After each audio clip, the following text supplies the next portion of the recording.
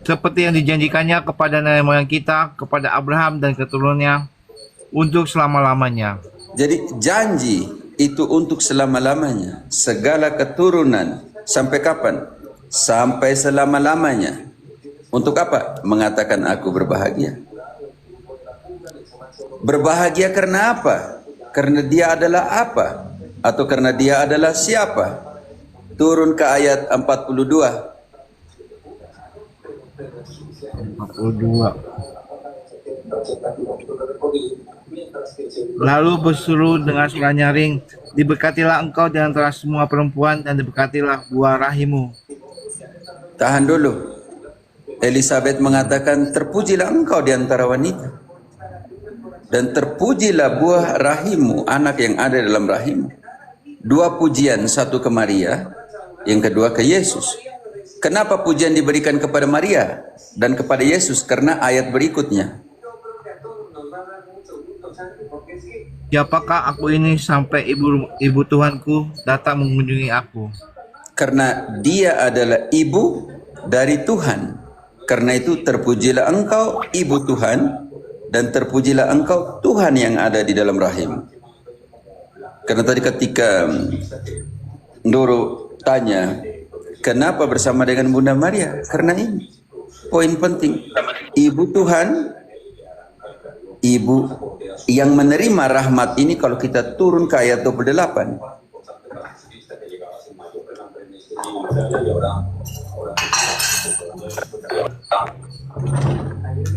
Tunggu mau, aku cari dulu mau. Bab 1 aja ya, kalau buka kan dekat-dekat situ. Iya. Karena ini Alkitabnya biasanya kecil sekali mau, kecilan. Yo. 28. Malaikat itu Silakan Mas. Maria. Dia berkata, salam hai engkau yang dikaruniai, Tuhan menyertai engkau. Di situ digunakan kata salve. Salve engkau yang diberkati. Salve hanya 5 kali di dalam kitab suci perjanjian baru. Karena salve itu adalah sapaan untuk orang besar, untuk raja dan untuk ratu. Salve di dalam Injil muncul hanya 5 kali, 4 kali untuk Yesus, dan pertama kalinya ada di ayat itu. Ganti salam dengan salve di situ. Dibaca kembali. Ketika malaikat itu masuk ke rumah Maria, ia berkata, salve hai engkau yang dikaruniai, Tuhan menyertai engkau. Pertama kali digunakan di dalam perjanjian baru, salve engkau yang diberkati. Karena itu salve itu terlalu penting. Maka ayat 29 Maria bilang, apa arti salam itu?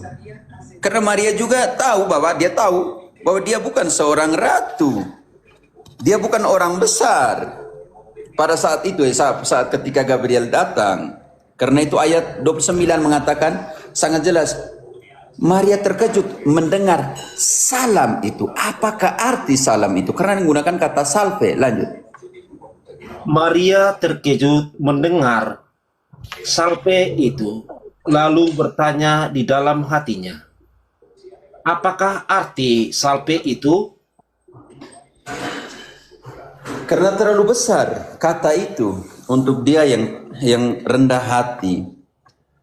Kok saya digunakan, sapaan digunakan dengan salve untuk saya? Maka di situ ada 3 kali dibaca kembali. Itu penting sekali. Salvenya diulang 3 kali di situ untuk bertanya. Oke.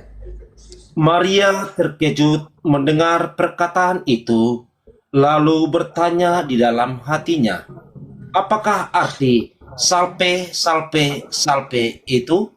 Tidak. Jangan tambah di situ. Yang sesuai dengan dalam. Jangan. Maria terkejut mendengar perkataan itu, lalu bertanya di dalam hatinya, apakah arti salve itu? Apakah arti salve itu? Karena Maria tahu diri. Itu sapaan untuk orang-orang besar. Lalu dia tidak tanya, kenapa kau salam? Tidak. Apakah arti salve itu? Sekarang apa yang dijelaskan oleh malaikat? Salve itu berarti ini. Selanjutnya. Sesungguhnya engkau akan mengandung dan akan melahirkan seorang anak laki-laki, dan hendaklah engkau menamai dia Yesus. Engkau sudah ayat 30. Oh iya, maaf. Engkau sudah loncat ke 31. Kata malaikat itu kepadanya, jangan takut hai Maria, sebab engkau beroleh kasih karunia di hadapan Allah. Jangan takut Maria, jangan bingung kata salve itu, karena engkau beroleh kasih karunia. Yang Protestan bilang sola fide, pribadi pertama yang menerima kasih karunia di dalam perjanjian baru itu Maria. Gabriel yang omong, jangan takut Maria, engkau beroleh kasih karunia. Kasih karunia dari Allah itu yang sangat besar, yang keritomene itu terungkap dengan apa? Ayat 31. Ini loh kasih karunia yang kau terima. Punya engkau akan mengandung dan akan melahirkan seorang anak laki-laki, dan hendaklah engkau menamai dia Yesus. Lanjut. Ia akan menjadi besar dan akan disebut anak Allah yang maha tinggi, dan Tuhan Allah akan mengaruniakan kepadanya takhta Daud bapa leluhurnya. Bukan hanya melahirkan anak Allah, tetapi melahirkan seorang raja. Lanjut. Kerajaannya sampai kapan? Dan ia akan menjadi raja atas kaum keturunan Yakub sampai selama-lamanya, dan kerajaannya tidak akan berkesudahan. Bayangkan, terima kasih karunia. Digunakan kata salve untuk Maria. Lahir Yesus. Lahir seorang raja abadi. Sekarang Maria juga masih merasa diri rendah dengan janji itu. Makanya di ayat 34 dia bilang mana? Kata Maria kepada malaikat itu, bagaimana hal itu mungkin terjadi karena aku belum bersuami?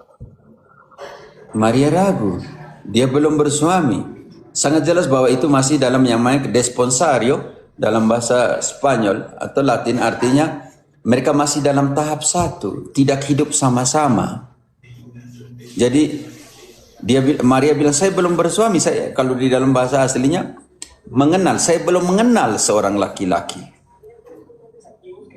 Berarti dia hidup di dalam yang kita namakan itu kaul. Saya tidak mengenal seorang laki-laki. Sekarang janji kuat, janji yang sangat mulia di ayat 35. Pribadi pertama di dalam perjanjian baru yang menghidupi misteri Tritunggal Maha Kudus. Ayat 35. Jawab malaikat itu kepadanya, Roh Kudus akan turun atasmu, dan kuasa Allah yang Maha Tinggi akan menaungi engkau. Sebab itu anak yang akan kau lahirkan itu akan disebut kudus, anak Allah. Yang saya lucunya, Protestan itu lebih besar dari malaikat Gabriel yang menyerang Maria.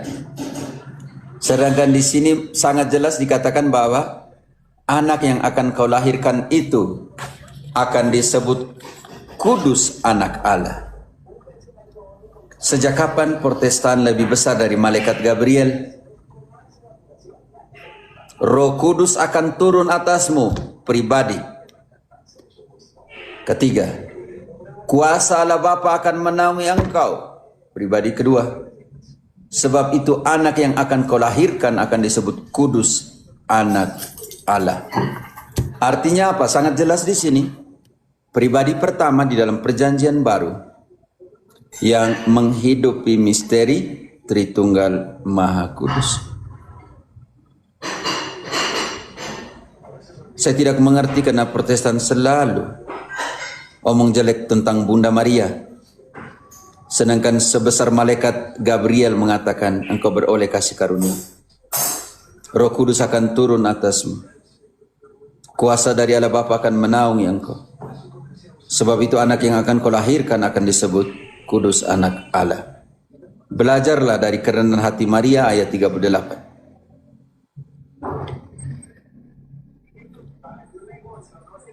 Kata Maria, sesungguhnya aku ini adalah hamba Tuhan. Jadilah padaku menurut perkataanmu itu. Lalu malaikat itu meninggalkan dia. Terjadilah padaku menurut perkataan. Maria mengajarkan kita bagaimana beriman dan berpasrah dalam waktu yang sama. Terjadilah padaku. Aku ini hamba Tuhan, tetapi menurut perkataan. Sekarang, salamnya siapa membuat Elizabeth dipenuhi dengan Roh Kudus? Lanjut ke ayat 39. Beberapa waktu kemudian berangkatlah Maria dan langsung berjalan ke pegunungan menuju sebuah kota di Yuda. Lanjut.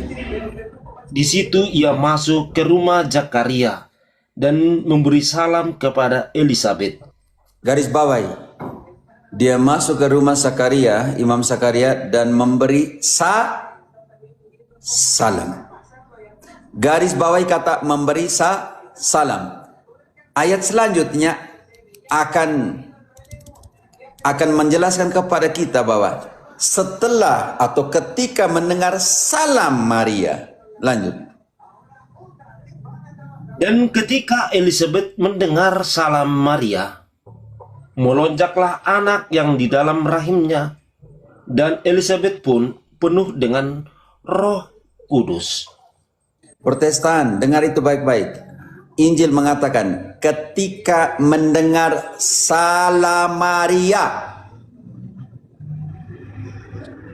Jangan rubah Injil. Ketika mendengar salam Maria, melonjaklah anak yang di rahimnya, dan Elizabeth dipenuhi dengan Roh Kudus. Lihat di dalam perjanjian baru. Bagian pertama, sapaan Gabriel ketika mengatakan Roh Kudus akan turun atasmu Maria. Sapaan kedua, dari Maria ke Elizabeth, dan ketika mendengar salam Maria, anak yang di dalam rahimnya Elizabeth melonjak kegirangan, dan Elizabeth dipenuhi Dengan Roh Kudus. Roh Kudus. Pendeta mana yang dia sapa orang lain dipenuhi dengan Roh Kudus?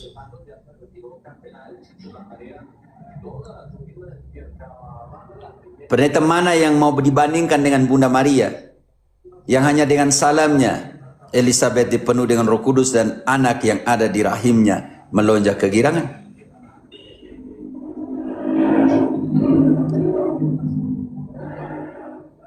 Lanjut.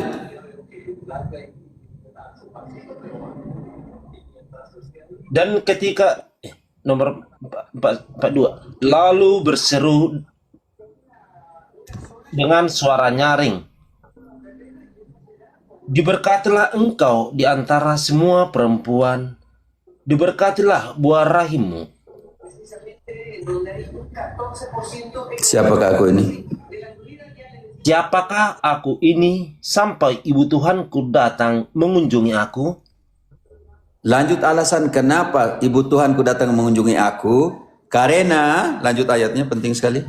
Sesungguhnya ketika salammu sampai kepada telingaku. Garis bawahi di situ kata salam. Ketika salamu. Ketika, baca kembali Bapak. Ketika salamu.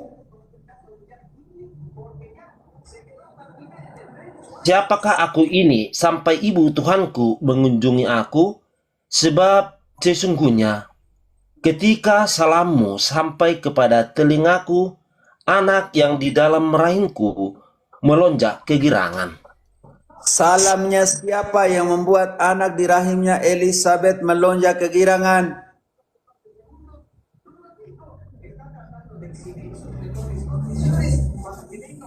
Salamnya siapa?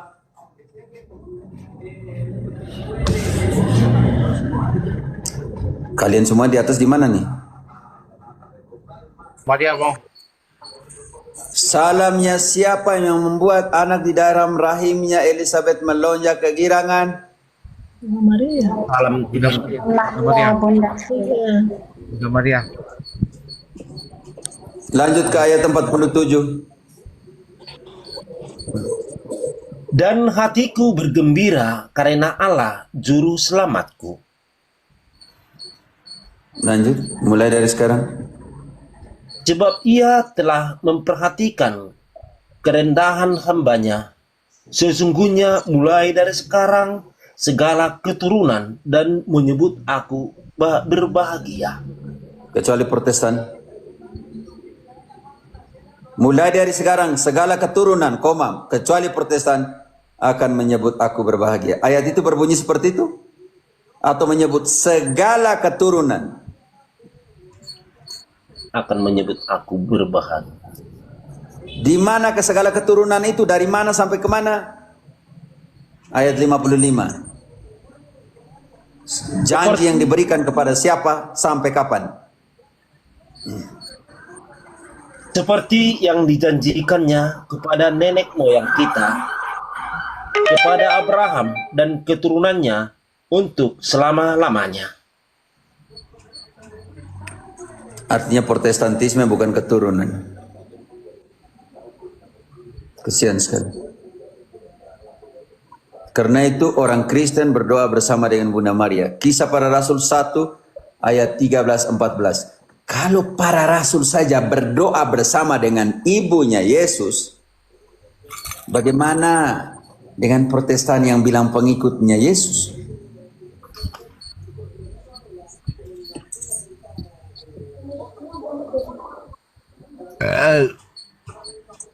Kisah Para Rasul setelah Yohanes. Kisah Para Rasul 1 ayat 13-14. ayat 13.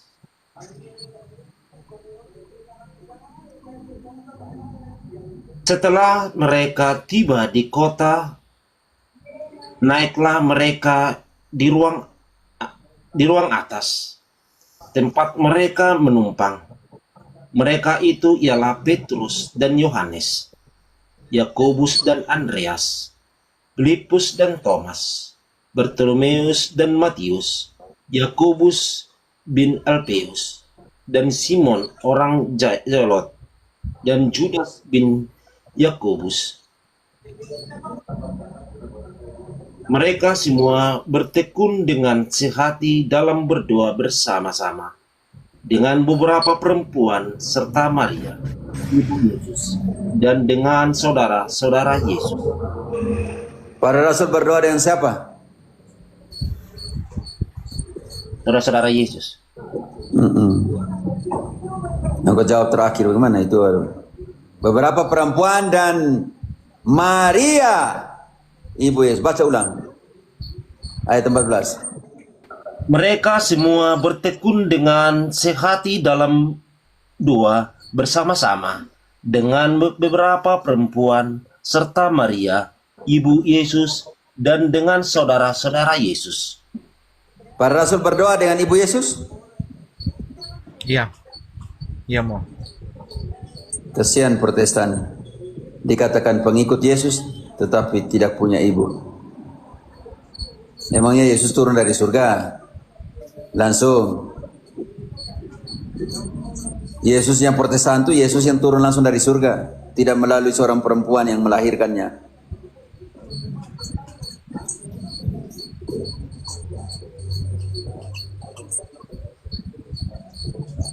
Kenapa Protestan di sini panas?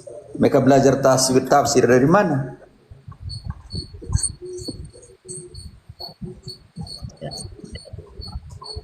Emangnya Yesus itu turun dari surga, jatuh saja begitu?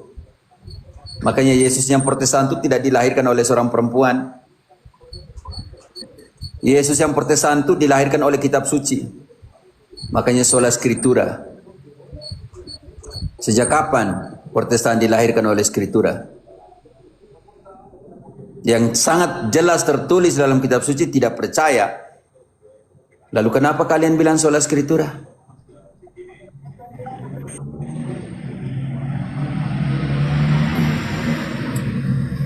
Yang omong tentang patung ini memang paling bodoh sudah. Sudah dijelaskan berulang kali. Memang bebas. Tuhan suruh buat patung juga sangat jelas di dalam kitab suci. Tidak ada Protestan lebih pintar sedikit yang bisa type yang mengerti.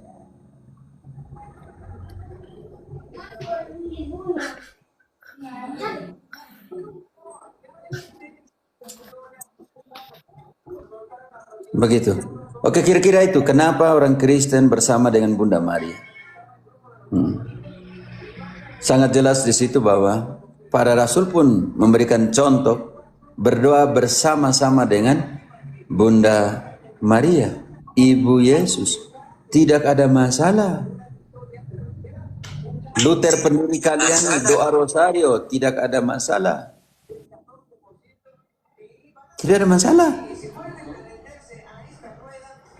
Masalah di Protestan yang sampai sekarang Yesus mereka punya tuh bukan dilahirkan dari seorang perempuan. Semua Protestan tuh jatuh dari langit, mereka tidak dilahirkan dari seorang perempuan.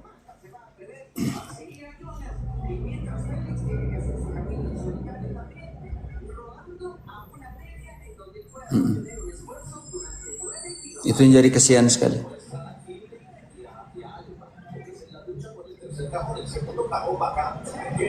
Ya kalau Yesus dilahirkan dari seorang perempuan, kalian celah perempuan itu, kamu coba pasanglah posisi Yesus punya. Ibunya dicela, rasanya gimana Yesus ya? Saya ulang kembali refleksi yang saya pernah buat. Protestan pergi ke Israel dan mengatakan ziarah ke tanah suci. Kenapa dikatakan tanah suci? Karena diinjak oleh Yesus, diraba oleh Yesus, tempat dia buat mujizat, tempat dia lahir, tempat dia dimakamkan. Tanah yang dia injak saja suci. Tanah yang dia pijak dan dia pegang saja suci. Kamu bisa bayangkan rahim yang menampung dia 9 bulan. Tangan yang menggendong dia.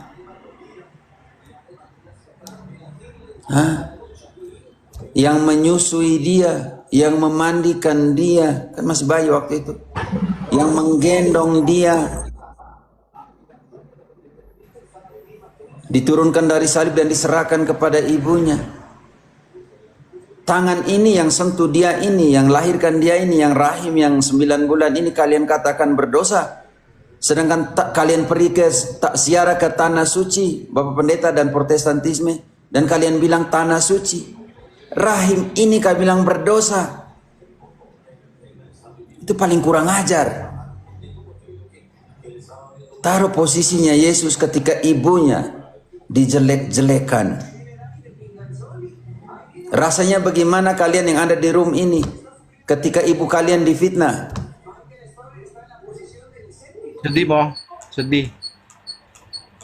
Dihujat-hujat. Ya sedih, Mo. Sedih benar, Mo. Sedih. Menghormati Maria tidak berarti buat patung. Kalau itu kamu runtuh ke suruh orang Israel jangan buat patung di dia punya bait suci. Kau larang Tuhan Allah tuh jangan buat kerubim, jangan buat patung ular supaya orang sembuh. Jangan buat patung-patung yang ada di dalam bait suci Yerusalem. Mendingan gereja Katolik mirip bait suci Yerusalem daripada Protestan lebih kepada garasi mobil, ruangan pesta, salon untuk pesta, kan salon sih itu. Kami bilang ruangan, kata garasi mobil mereka punya. Tidak usah repot dengan mereka yang type di bawah. Itu seperti yang dinamakan apa ya, anjing menggonggong kafilah berlalu. Yang tukang fitnah Bunda Maria itu kita fitnah mereka pemama. Supaya mereka rasa sedikit. Kita bilang kurang ajar mereka pemama. Berdosa mereka pemama. Perempuan tidak ada guna mereka pemama. Supaya melihat mereka rasanya bagaimana. Perempuan yang melahirkan engkau, mengandung engkau 9 bulan. Lalu setelah melahirkan engkau campakan dia. Ingat itu ada apa? Maling kundang ya. Nah, itu tuh mirip maling kundang mereka semua itu. Cerita maling kundang itu mirip Protestantisme yang serang Bunda Maria itu. Mirip maling kundang.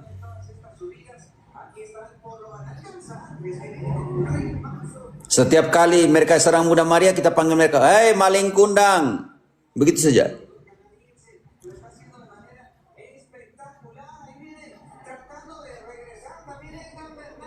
Yang setiap kali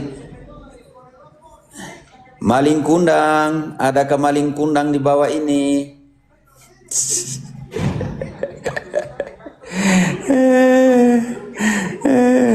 Ayo maling kundang, type lah maling kundang yang ada di bawah, yang durhaka dengan dia pemama. Binob, ya fueron ya, desayunaron. Ah, si no va, tiene que hacer usted. Ya desayunamos, listo. Ada kemaling kundang yang ada di bawah. Setiap kali Protestan serang Bunda Maria kita bilang maling kundang. Begitu saja selesai. Shalom Romo. Halo. Jangan marah ya teman-teman, saya harus bawa antar pastor satu ke toko kacamata. Kacamatanya rusak.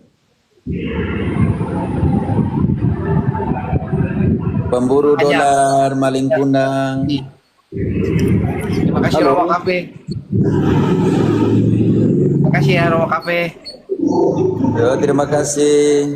Nah, ini sudah serang-serang ya, serang orangnya. Halo kaum maling kundang. Mulai dari sekarang saya panggil maling kundang semua yang serang Bunda Maria itu.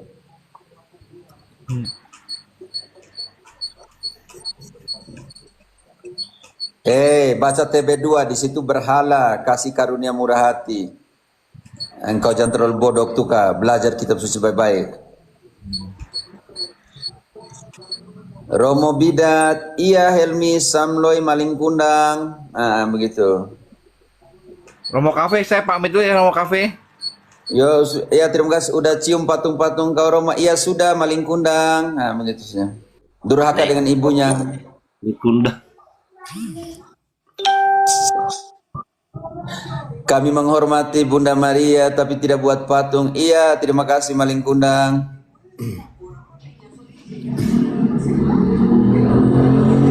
Bunda Maria tidak berdoa di mana ayatnya Pak Jerry baca. Baca baik-baik Kisah 1 ayat 13-14 maling kundang.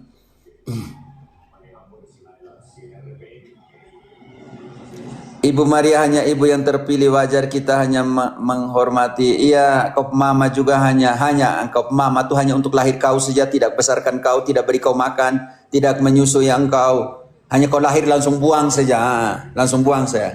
Itu kau pemama, kau pemama tidak.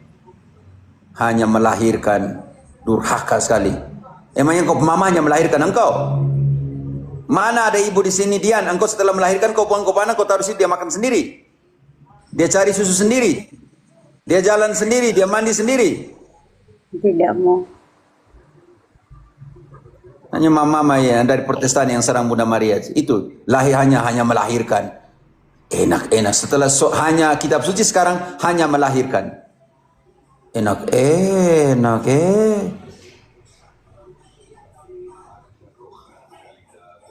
Kasihan ya. Mereka punya mama itu yang Protestan yang serang Maria itu. Mereka mama itu hanya melahirkan. Kasihan kalian mama difitnah hanya melahirkan. Emangnya waktu itu setelah melahirkan partus taruh kau makan sendiri. Ambil kau mau makan apa? Mandi sendiri, jalan sendiri. Kasihan. Ini paling kurang ajar sih. Hanya melahirkan. Mana di situ setelah 5 sola kamu tanda sekarang sola melahirkan. Enak. Romo apa ini? Iya, Mikael Budi maling kundang. Untuk kalian yang tidak tahu hormat, tidak tahu menghargai seorang perempuan yang melahirkan Tuhan.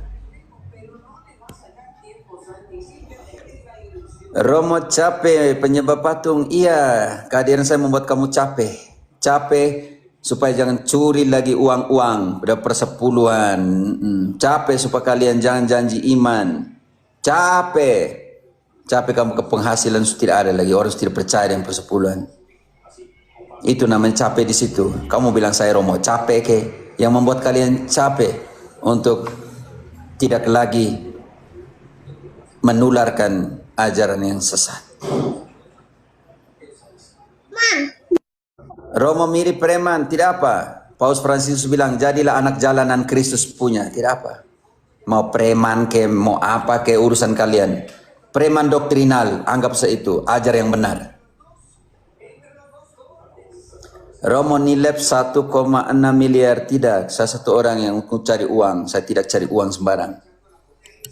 Saya berprinsip 1 Korintus 9 ayat 18. Apakah upahku? Upahku adalah mewartakan Injil tanpa upah.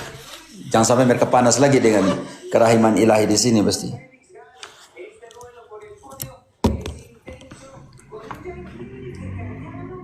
Kenapa Alkitab diikut dari tradisi Roma? Ya, lebih baik saya ikut tradisi Roma daripada saya ikut tradisi Luther, Calvin, yang tidak tahu baca kitab suci, ahli hukum tafsirkan kitab suci untuk dia punya pengikutnya.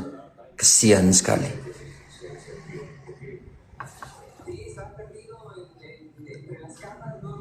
Gereja Katolik Roma itu sudah ribuan tahun, martirnya dibunuh, di apa, tapi tetap ada. Rahim ilahi maksudnya gimana? Tidak ada dalam kitab suci bilang rahim ilahi. Rahimnya Maria, anak yang ada di dalam rahimmu Maria. Rahim ilahi. Baca dari mana rahim ilahi ini nih? Di situ tadi yang kau baca tadi, siapa yang baca tadi? Simbolon. Di situ yang kita dengar tuh yang dibaca itu, Elizabeth bilang, terpujilah engkau di antara wanita dan terpujilah buah rahimmu. Rahimnya siapa di situ? Rahimnya Yesus mana ngaro? Terpujilah engkau di antara wanita dan terpujilah buah tubuh buah rahimmu. Mu ini siapa? Maria. Rahimnya Maria. Rahim ilahi. Emang ada rahim ilahi. Saya baru tahu bahwa ada rahim ilahi dalam kitab suci. Protestan memang sembarang-sembarang ajar doktrin.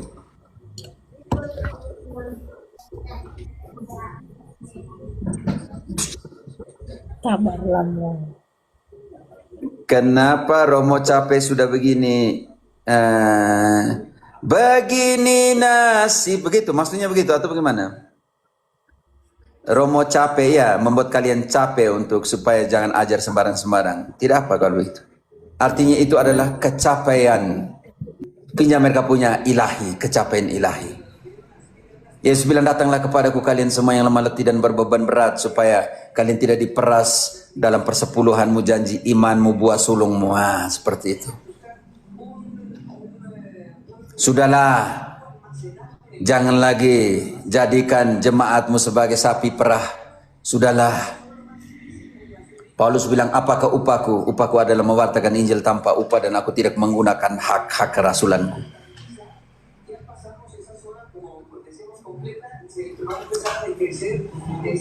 Romo rahim ilahi bagaimana?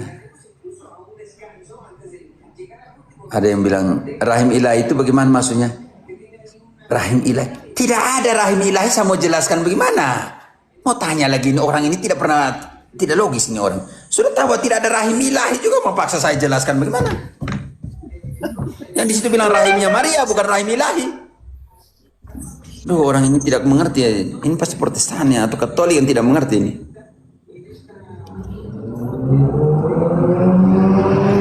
Izin Romo, apakah saat ini masih ada dosa turunan? Mohon dijelaskan. Kalau kau belum dibaptis.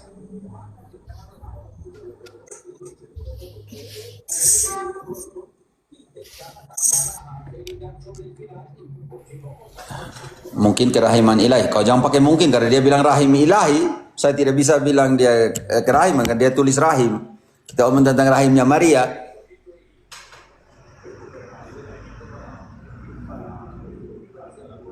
Ya, Protestan yang soal Skriptura, kembalikan Tritunggal Maha Kudus, kembalikan Paskah, Natal, kembalikan hari Minggu, kembalikan Kredo, kembalikan ini ziarah. Karena itu jangan pergi ziarah kah, pendeta Protestan dong.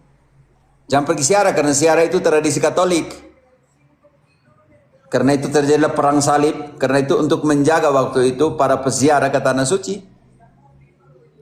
Jangan pergi kunjung gereja-gereja yang ada di Yerusalem, di semuanya di situ di Israel, karena itu dijaga oleh Katolik. Kamu pergi kemana ya? Pergi kuburnya Martin Luther di sana tuh, di kuburnya Calvin selesai kalau itu. Itu karena kalian punya Tuhan tuh. Kamu lebih percaya mereka yang dirikan mereka punya gereja daripada Yesus yang dirikan dia punya gereja. Jangan Kalau bikin Katolik pergi, kalau Katolik pergi tanah suci ya dia punya hak karena dia pergi kunjung situs-situs pendirinya. Kalau begitu kalian pergi ziarah kemana? Ke kalian punya kuburan nenek moyang kalian Luther, Calvin, Zwingli dan semuanya. Minta maaf Romo, bisa jelaskan kenapa Romo dan Suster tidak kawin? Matius 19 ayat 12. Tolong dibaca. Saya mau keluar sudah nih ya. Maaf ya, Romo. Saya baru gabung Romo. tidak ada 9 di atas. Matius 19:12. Kenapa tidak kawin? bentar Mas. Mati 19. Bengket. 19. Tapi kalau dia mau kawin ya kawin, urusan dia keluar dan kawin, masa bodoh 19 ayat itu memang berapa? keputusan bebas. Matius 19:12. 12. Sekali. Ada orang yang tidak dapat kawin karena ia memang lahir demikian dari Saya rahim. tidak lahir karena saya tidak lahir dan dari lahir saya tidak bisa kawin, tidak kawin, tidak. Saya punya kasus tidak. Lanjut. Dan ada orang yang dijadikan demikian oleh orang lain, dan ada Saya orang tidak. Tahan dulu. Kembali. Saya tidak dijadikan demikian oleh orang lain supaya tidak kawin. Panggal bas, tidak usah DM kah patung. Panggal bas kau jantan kok. Buka kau punya kamera. Kalau kau jantan, jangan kau main DM ada yang DM itu. Bilang penyembah patung. Memang kesian sekali. Tidak puas type di sini, DM. Begitu Kesian sekali. Sekarang yang ketiga dalam situasi suster dan pastor kenapa tidak kawin? dan ada orang yang membuat dirinya demikian karena kemauannya sendiri oleh karena kerajaan surga. Siapa yang dapat mengerti kehendak? Siapa yang dapat mengerti, hendaklah dia mengerti. Oke. Jadi ada yang tidak kawin karena keputusannya sendiri dan demi kerajaan Allah. Pendeta-pendeta dong kawin karena apa? Karena ini 1 Korintus 7 ayat 32. Tolong lebih cepat nih. Saya mau keluar sini. Pendeta-pendeta dong baca ayat ini.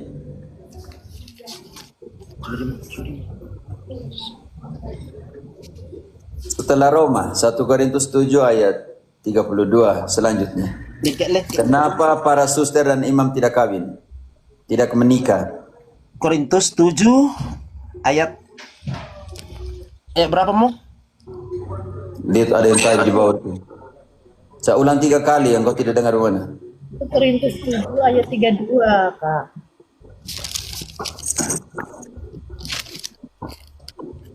Ini supaya saya hidup. Orang yang beristri memusatkan perhatiannya pada perkara duniawi. Simbolan kau mute-kan dulu. Lanjut.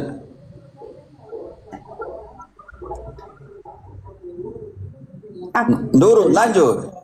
Orang yang beristri. Orang yang Baca tidak kembali. beristri Baca kembali memusatkan 30. Baca kembali 32 untuk kasusnya pendeta dong.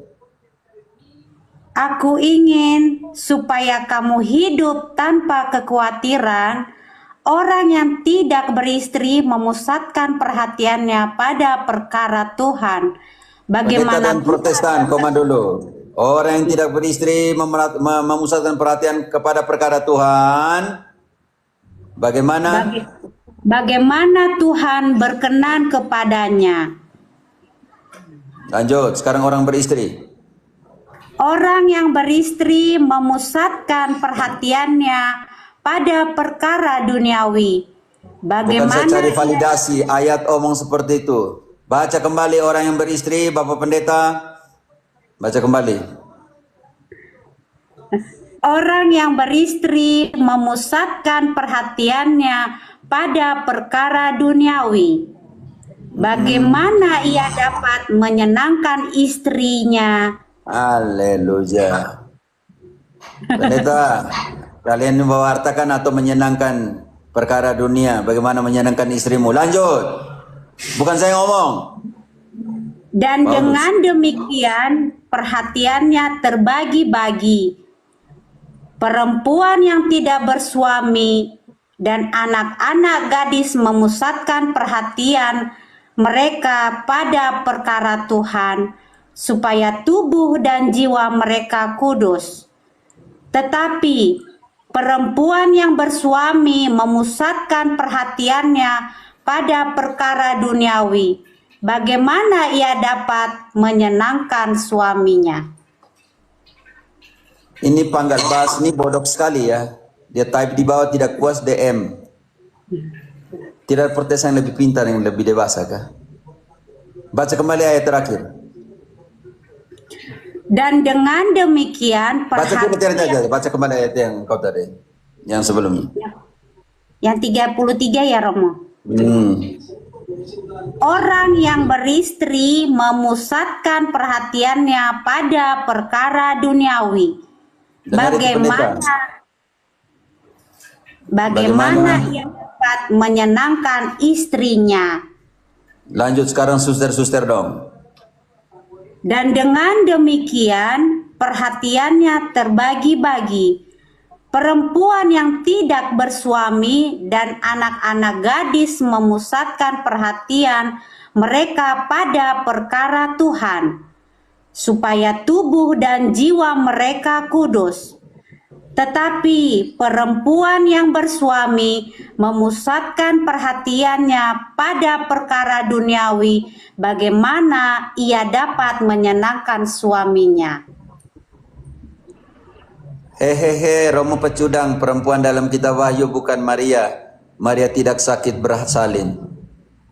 Bodok. Di situ dan tertolol ada dua tafsiran tentang gereja yang lagi kesakitan pada saat itu, dan yang kedua tentang Maria. Karena apa? Karena Wahyu 12 ayat 5, seorang perempuan melahirkan seorang anak laki-laki yang merajai. Siapakah seorang perempuan yang melahirkan seorang raja? Itu hanya Maria. Suruh bilang orang pecundang, kau naik ke sini kah? Dan kau buktikan bahwa itu bukan Maria. Ya tolong dong Dian, yang kata-kata kasar, pecundang semua itu, karena saya sampai mengeluarkan kata bodoh, sebenarnya saya tidak mengeluarkan. Hanya tolong kalian filter dan moderator. Oke? Jangan mengizinkan orang menggunakan kata-kata kotor di sini. Tolong moderator dong. Oke? Kak Serdi. Makanya saya sampai keluarkan kata bodoh tuh karena tidak ada filter di sini. Lebih baik saya jadi preman demi kerajaan Allah daripada preman untuk mempertahankan persepuluhan janji iman buat sulungnya para pendeta dong. Kamu tuh jadi herdernya mereka. Mereka terima persepuluhan, mereka terima semua. Kamu dibodohin untuk bela-bela yang tidak benar. Romo baper. Tidak apa baper juga, tidak apa demi kerajaan Allah. Mau jadi preman demi kerajaan Allah juga tidak apa-apa. Romo, mulut harus difilter. Tidak, orang bilang bodoh itu sangat biblis. Bantu dulu. Titus 3 ayat 9 sampai 11. Konsentrasi di ayat 10. Itu lebih parah lagi, dikatakan bidat. Saya tidak katakan itu, tapi Santo Paulus menggunakan kata bidat. Titus berapa tadi Mo? 3 ayat 9, 10.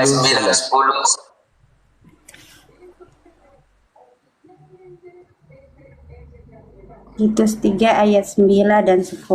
3 ayat 9. Tentang yang baik dan berguna. Tetapi hindarilah persoalan yang dicari-cari dan yang bodoh, persoalan selisih. Keras. Baca keras, bodoh itu. Bukan saya ngomong, Paulus sudah omong itu. Tetapi hindarilah persoalan yang dicari-cari dan yang bodoh, persoalan silsilah, percekcokan, dan pertengkaran mengenai hukum Taurat, karena semua itu berguna dan sia-sia belaka. Karena semuanya tidak berguna, engkau hilangkan kata tidak. Baca kembali baik-baik. Saya tidak kitab suci di tangan juga, kamu baca kurang huruf. Ulang lagi Tamo. Tetapi hindarilah persoalan yang dicari-cari dan yang bodoh, persoalan silsilah, percekcokan, dan pertengkaran mengenai hukum Taurat, karena semua itu tidak berguna dan sia-sia belaka. Konsentrasi ayat 10 untuk mereka yang tukang perkara-perkara bodoh dan tidak berguna itu. Santo Paulus bilang apa ayat 10? Seorang bidat yang sudah 1-2 kali kau nasihati, hendaklah engkau jauhi. Kenapa dijauhi? Ayat 11. Engkau tahu bahwa orang yang semacam itu benar-benar sesat dan dengan dosanya menghukum dirinya sendiri. Perkara selesai. Oke. Halo.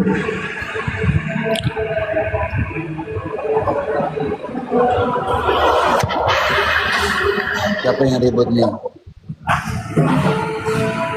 Ya kan saya lagi nonton Giro Italia. Halo. Waiola mau bertanya apa? Ya, ini sebelumnya perkenalkan, saya ini orang Protestan, seorang Lutheran, mau bertanya.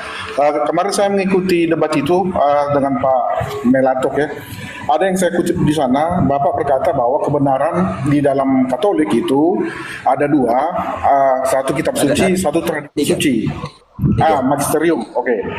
Nah, yang mau saya tanyakan begini Pak, soal tradisi suci ini kan, kalau tradisi tidak tertulis, bagaimana Anda mengikat diri terhadap peraturan yang tak tertulis?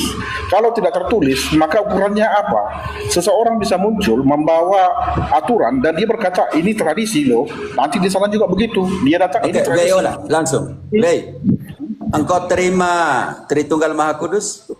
Terima Pak, saya seorang Lutheran Pak. Jelaskan di mana ada kata Tritunggal Maha Kudus dalam kitab suci. Tidak ada, tapi tersirat di sana. Ya. Siapa yang buat kata Tritunggal Maha Kudus yang kau pakai? Yesus di kitab Matius. Di Waktu mana dia mau Yesus buat kata Tritunggal Maha Kudus? Mana ayatnya? kata Tritunggal tidak ada Pak. Tapi dia Mana mau ayatnya Yesus buat kata Tritunggal Maha Kudus? Kau tunjukkan ayatnya, bukan tersirat. Mana kata Tritunggal Maha Kudus yang dibuat oleh Yesus yang engkau barusan bilang? tidak ada tertulis dalam kitab. Mana engkau tadi bilang semua harus tertulis. Sekarang kau tunjukkan mana kata Tritunggal Maha Kudus yang dibuat oleh Yesus. Nah sekarang pertanyaannya begini Pak. Jangan. Kau tunjukkan ayatnya kalian semua saksi kan? Dia bilang kata Tritunggal Maha Kudus dibuat oleh siapa? Dia Disiratkan oleh Yesus. Jangan dulu. Sekarang kita pakai clear. Tadi Bapak kita EWI Ola ini bilang kata Tritunggal Maha Kudus dibuat oleh siapa? Oleh Yesus. Vesana, engkau jadi saksi di sini teman-teman. Tolong buka mic. Siapa yang bilang kata Tritunggal Maha Kudus dibuat oleh Yesus?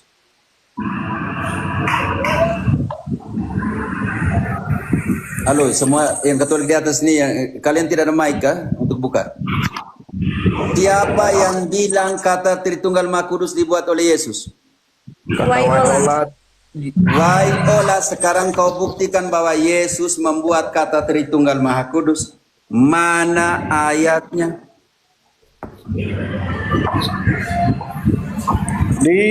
Saya lagi di luar ini Pak, tapi di Matius 24 kalau nggak salah ada. Mana ayatnya? Kita duduk sampai pantat kita punya bengkok, tidak ada. Akan temukan bahwa Yesus membuat kata Tritunggal Maha Kudus. Yang saya tanyakan tadi soal tradisi Pak. Tidak. Sekarang kau jawab dulu. Engkau bilang tradisi apostolik yang harus semuanya tertulis dalam kitab suci. Sekarang saya mau tanya engkau. Engkau bilang ketika saya tanya tentang Tritunggal Maha Kudus, engkau bilang Yesus yang membuat kata Tritunggal Maha Kudus. Weiola. Sekarang kau buktikan dalam kitab suci bahwa Yesus buat kata Tritunggal Maha Kudus. Mana ayatnya? Ini ajaran baru lagi bahwa Yesus buat kata Tritunggal Maha Kudus. Saya bilang tadi tersirat. Waktu Yesus mau naik ke surga, dia bilang baptislah anak mereka di dalam nama Allah Bapa, Putra dan Roh Kudus. Nah itu kan sudah Di menjelaskan. situ, Weiola, di situ dia suruh baptis dalam nama Bapa, Putra, Roh Kudus. Disayang tanya itu kata Tritunggal Maha Kudus. Bukan tanya ada tersirat atau tersurat atau tidak. Saya tanya, mana kata Tritunggal Maha Kudus? Tidak ada Pak. Tidak ada. Kalau di tidak Alkitab. ada, engkau terima kata Tritunggal ke Tritunggal Maha Kudus, engkau terima dari siapa? Dari Alkitab Pak. Kan memang ajaran Kristen. Biar sudah, malas tidak jujur di sini.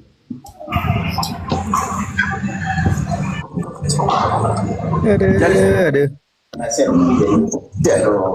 Joshua terangkan. Sekarang tunjukkan ayat, karena kalian adalah tersurat. Tunjukkan ayat bahwa Yesus buat kata Tritunggal Maha Kudus dalam Alkitab. Perkara selesai. Kita satu tema karena masih banyak hal yang lain. Sekarang kau tunjukkan yang tersurat di mana kata Tritunggal Maha Kudus. Dan engkau tadi mengatakan bahwa Yesus membuat kata Tritunggal Maha Kudus. Itu yang saya butuh tahu. Turun dia mau udah turun. Sudahlah. Ini yang Protestan yang tidak Protestan lebih pintar lagi. Memang tidak ada. Kita duduk sampai kita pantat bengkok juga tidak akan temukan Yesus membuat kata Tritunggal Maha Kudus. Nekat yang nyata. Belum lagi kredo, di mana tersurat kredo dalam kitab suci.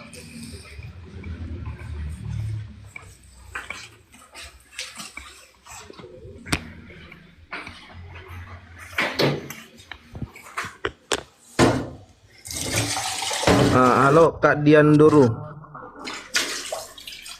Ya, Saya mau hiburan dulu. Tolong besarkan foto yang saya buat ini. Biar Protestan lihat. iya bentar ya. Caranya gimana? Sebentar.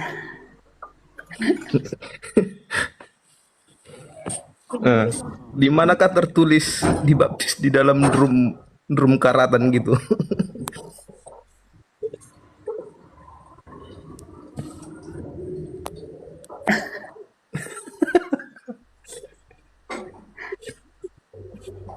Izin sebentar, biar kita tertawa Kak.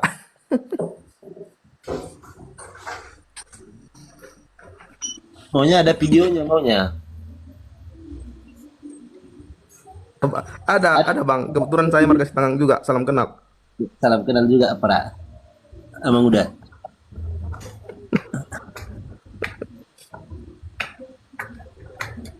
Iya teman-teman, jadi semua Protestan gunakan kredo, gunakan Tritunggal Maha Kudus, gunakan hari Minggu, gunakan kalender Gregorian, gunakan siara, gunakan Natal Paskah. Tidak ada dalam kitab suci, tidak tersurat. Lalu mati-matiin sola skritura, semua yang tertulis.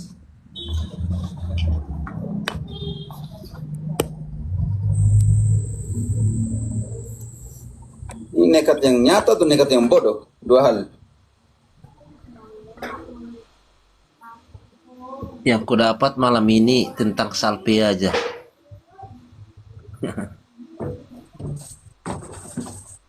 Pokoknya Halo, kenapa? salpe.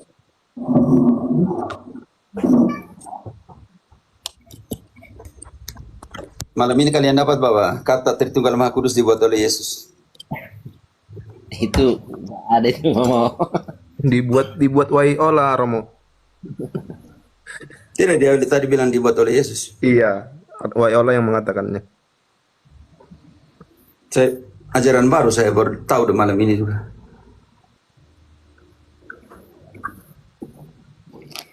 Setelah Mel Atok bilang denominasi pecah karena dosa, malam ini Tritunggal Maha Kudus kata itu dibuat oleh Yesus.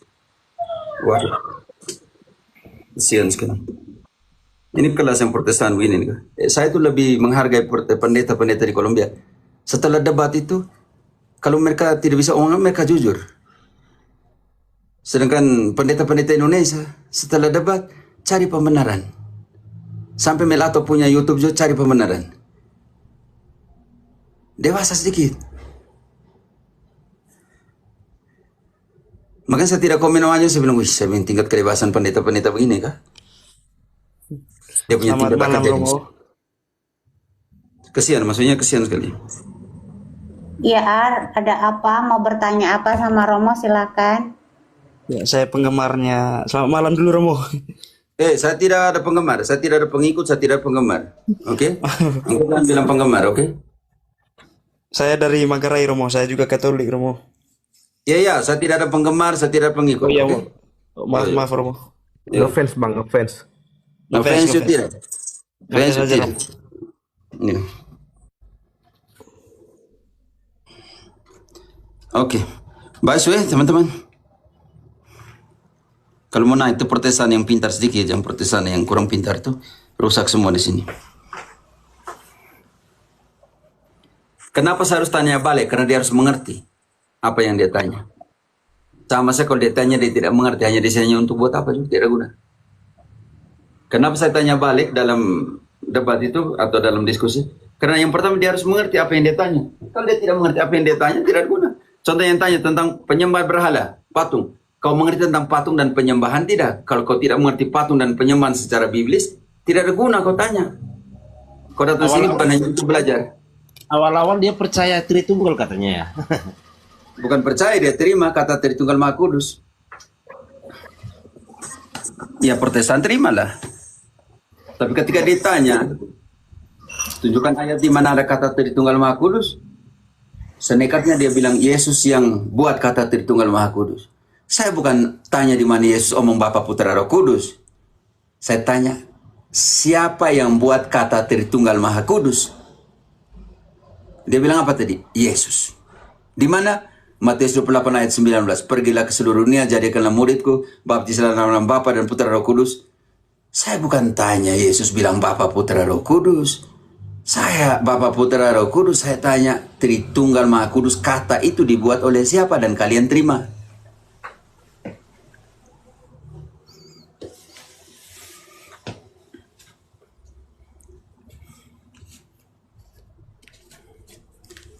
Oke, maaf ya. Saya harus... Tadi ada sola apa tadi? Sola... Sudah mereka buat lagi satu sola tadi. Saya lupa tuh. Bukan 5 sola, sekarang ada sola. Sola apa? Sola melahirkan. Berarti ibu-ibu kita hanya melahirkan. Setelah melahirkan, dia bilang, anakku, saya telah melahirkan engkau, sekarang kau pergi dapur masak sendiri, kau pergi belanja sendiri, kau cari susu sendiri, kau pergi mandi sendiri, bayangkan. Itu tugas dari mamanya. Sedang kita punya ibu tidak. Bayangkan Bunda Maria melahirkan, jadi bidan. Tidak ada bidan waktu itu. Di Belen, di Bethlehem.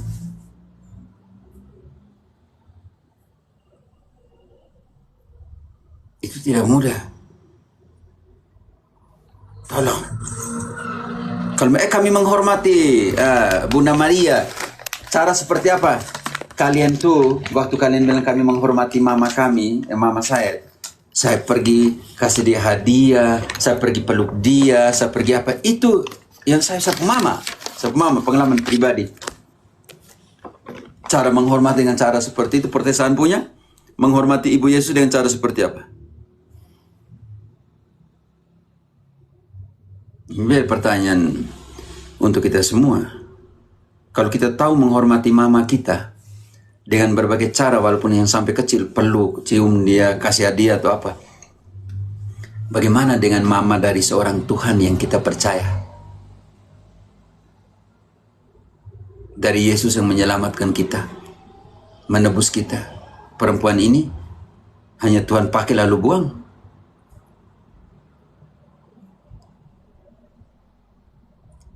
Adakah anak-anak di sini setelah mama melahirkan kita, kita buang mereka?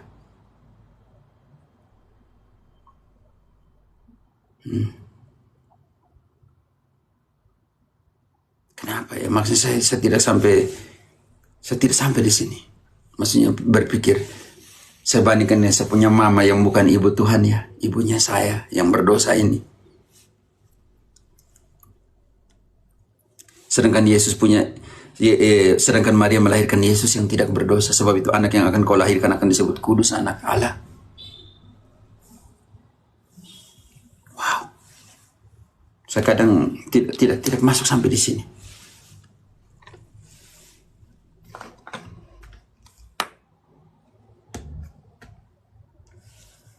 Ya, terima kasih untuk para maling kundang, durhaka dengan kau mama sendiri.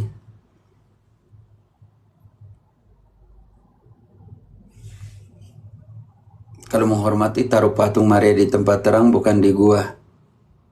Yanti, kau sembunyi kau uang yang ada gambar 100.000 di kau pantat di dompet, tuh taruh di dompet juga, taruh di kau pantat. Di situ ada gambar yang Soekarno-Hatta loh. Woi, uang dapat gaji senang sekali, mamon. Mau Katolik mau taruh di gua, mau taruh di tempat kudus, mau taruh di gereja. Urusan Katolik kamu yang di luarin, kenapa kamu baper?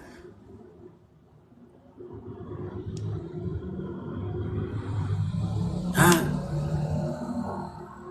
Akar dari kesalahan kejahatan bukan di patung. Santo Paulus bilang 1 Timotius 6 ayat 10. Akar dari kesalahan kejahatan adalah cinta uang. Sebab dengan memburu uang, orang meninggalkan imannya.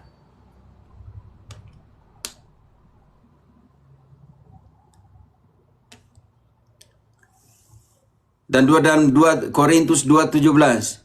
Sebab kami tidak sama dengan mereka yang lain, banyak orang lain yang menjualkan firman Tuhan.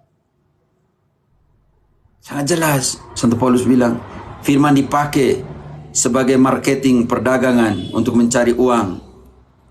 Atau dalam Roma 16 ayat 18, sebab mereka ini bukan mewartakan Kristus, tetapi mewartakan perut mereka.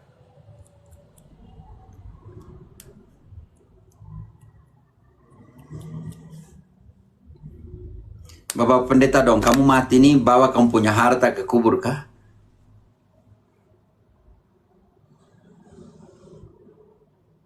Kamu meninggal nih, ke kubur kamu isi dengan kamu punya rekening bank kah? Di sana ada ATM untuk cabut kah?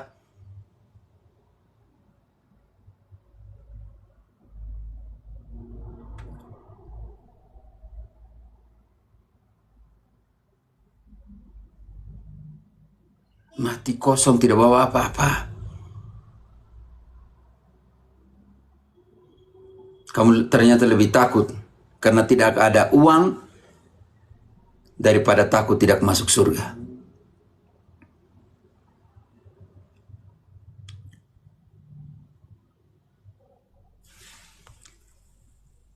Inilah ini Romo yang dibangga-banggakan orang Katolik. Tidak apa tuh. Karena omong yang benar. Daripada Protestan dalam pembenaran, setengah kebenaran. Buat apa? Lebih saya pergi cari yang utuh tubuhnya Kristus daripada tubuh Kristus mutilasi, terpotong-potong.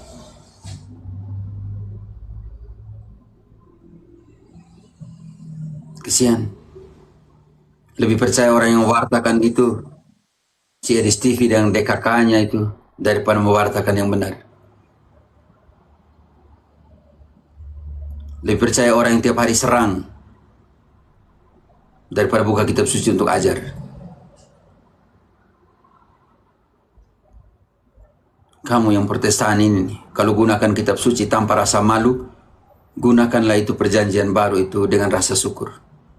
Bahwa ada satu gereja yang mengkanonkannya. Yang melalui konsili demi konsili memutuskan tetap dengan jumlah yang sama.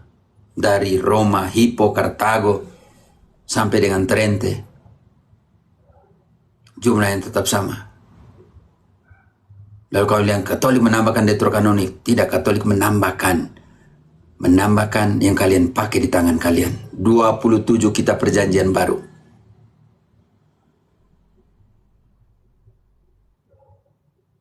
Atau pepatah Spanyol mengatakan, le gusta la leche pero odia la vaca. Suka minum susunya tetapi benci sapinya yang menghasilkan susu. Itulah Protestantisme. Memang ada Protestan yang baik dan dia mengerti sejarahnya bagaimana. Kalian buka semua biblistanya Protestan itu yang dia punya 4 doktoral, 8 doktoral, dia tahu betul sejarah pengkanonan dan semuanya. Ini yang anak-anak kecil yang hanya tahu di TikTok mau datang bela lagi. Bela yang orang yang cari uang. Pertanyaan singkat, Edis TV dia selesaikan teologi di mana? Dia belajar kitab suci di mana? Di Google, di ChatGPT, di Gemini, di mana dia belajar? Yang tidak belajar seperti ini, kamu percaya?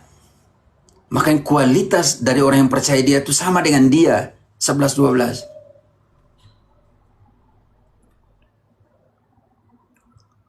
DO teologi, DO di mana-mana. Berarti semua orang yang ikut dia ini DO semua. Tiap harinya omong patung sih ya.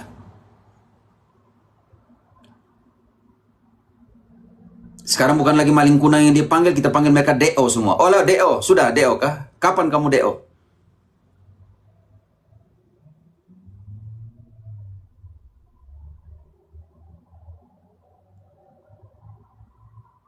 KKR di sana sini. Mana Pak Rasul buat KKR?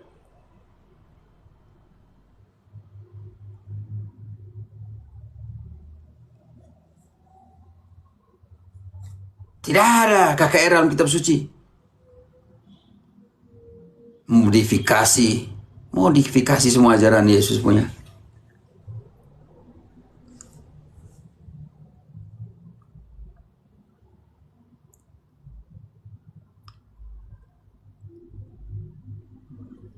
Tidak ada yang Protestan lebih pintar setiap hari ngomong patung.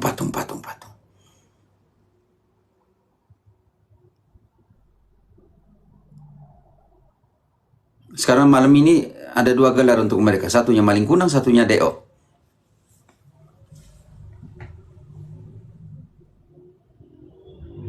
Oh, kan setiap kali orang Protestan serang Maria, kita bilang, oh lah maling kundang. Begitu selesai, perkara selesai. Daripada pusing kepala.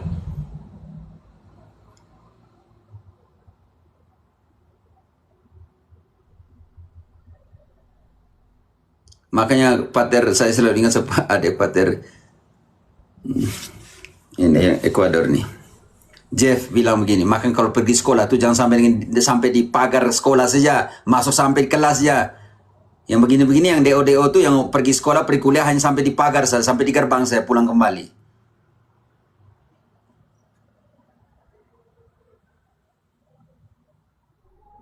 Sekarang pokoknya semua yang serang Bunda Maria kita panggil mereka maling kundang. Semua omongan tentang patung tiap hari kita panggil DO. Makanya sekolah tuh jangan sampai di pagar saja sekolah, masuk sampai di ruang kelas tuh. Yang ini hasilnya Protestantisme hanya sampai pergi sekolah hanya sampai di pagar, sampai di gerbang sekolah saya tuh. Yang begini hasilnya. Tidak berkembang mereka kepala. Butuh IQ-nya butuh berkembang. Ini pasti mereka Aki ini di bawah berapa ini? Tiap harinya ngomong patung. Mereka punya ini otak besar tuh, sebenarnya otak kecil, otak besar hanya sepotong saya melingkar di lingkaran kecil seperti itu. Maka tidak lebih jauh dari patung.